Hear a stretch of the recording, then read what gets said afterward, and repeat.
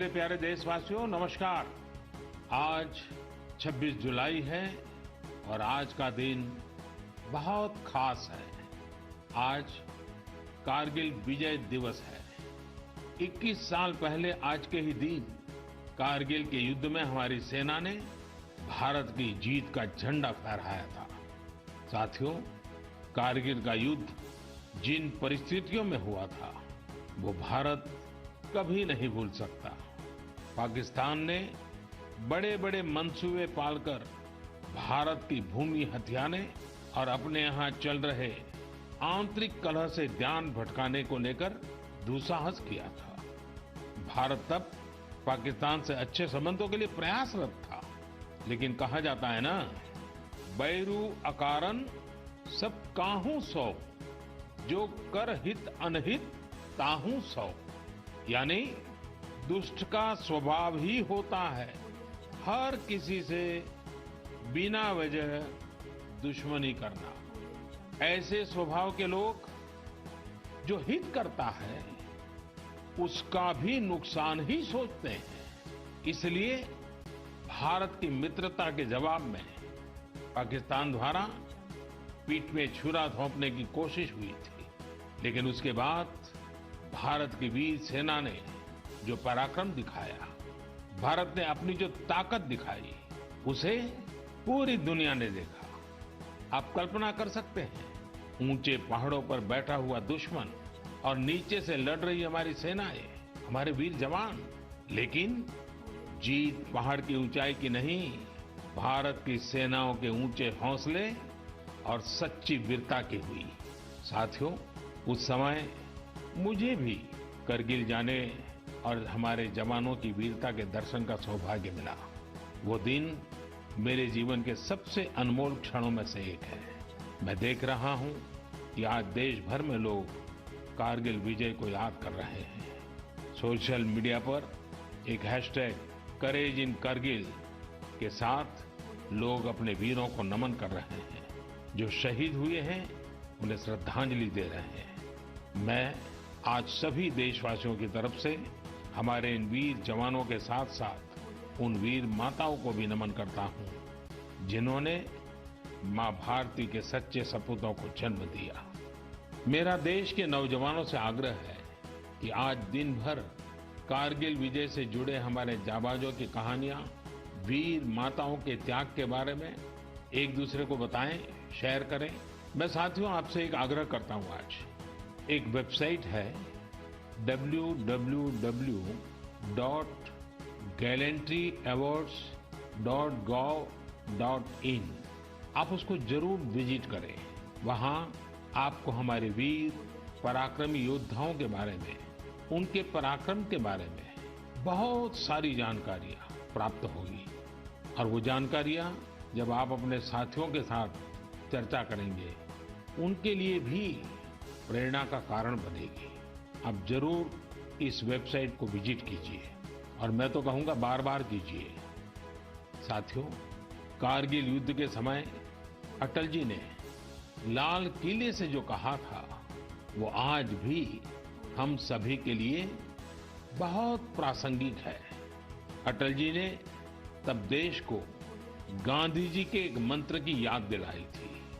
महात्मा गांधी का मंत्र था कि यदि किसी को कभी कोई दुविधा हो कि उसे क्या करना क्या न करना, तो उसे भारत के सबसे गरीब और असहाय व्यक्ति के बारे में सोचना चाहिए।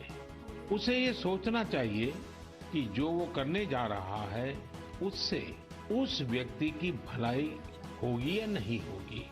गांधी जी के इस विचार से आगे बढ़कर अटल जी ने कहा था कि करगिल युद्ध ने हमें एक दूसरा मंत्र दिया है। ये मंत्र था, कोई महत्वपूर्ण निर्णय लेने से पहले हम ये सोचें कि क्या हमारा ये कदम उस सैनिक के सम्मान के अनुरूप है जिसने उन दुर्गम पहाड़ियों में अपने प्राणों की आहुति दी थी। आइए अटल जी की आवाज में ही उनकी इस भावना को हम सुने, समझे और समय की मांग है कि उसे स्वीकार करें। हम सभी को याद है कि गांधी जी ने हमें एक मंत्र दिया था, उन्होंने कहा था कि यदि कोई दुविधा हो कि तुम्हें क्या करना है, तो तुम भारत के उस सबसे असहाय व्यक्ति के बारे में सोचो और स्वयं से पूछो कि क्या तुम जो करने जा रहे हो उससे उस व्यक्ति की भलाई होगी।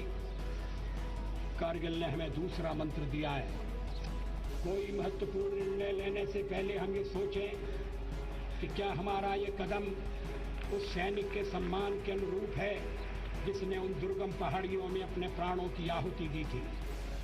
साथियों, युद्ध की परिस्थिति में हम जो बात कहते हैं, करते हैं, उसका सीमा पर डटे सैनिक के मनोबल पर, उसके परिवार के मनोबल पर बहुत गहरा असर पड़ता है।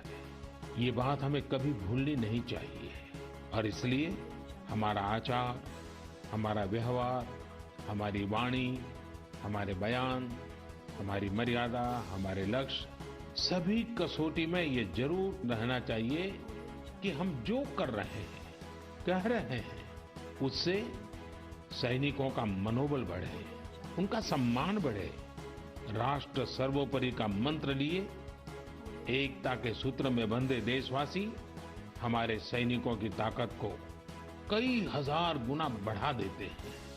हमारे यहाँ तो कहा गया है ना, संगे शक्ति कलो युगे। कभी कभी हम इस बात को समझे बिना सोशल मीडिया पर ऐसी चीजों को बढ़ावा दे देते हैं जो हमारे देश का बहुत नुकसान करती है। कभी कभी जिज्ञासावत फॉरवर्ड करते रहते हैं, पता है गलत है लेकिन करते रहते हैं। आजकल युद्ध केवल सीमाओं पर ही नहीं लड़े जाते हैं, देश में भी कई मोर्चों पर एक साथ लड़ा जाता है और हर एक देशवासी को उसमें अपनी भूमिका तय करनी होती है। हमें भी अपनी भूमिका देश की सीमा पर दुर्गम परिस्थितियों में लड़ रहे सैनिकों को याद करते हुए तय करनी होगी।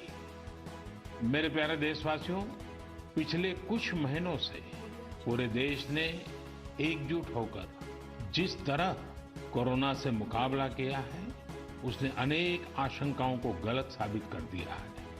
आज हमारे देश में रिकवरी रेट अन्य देशों के मुकाबले बेहतर है।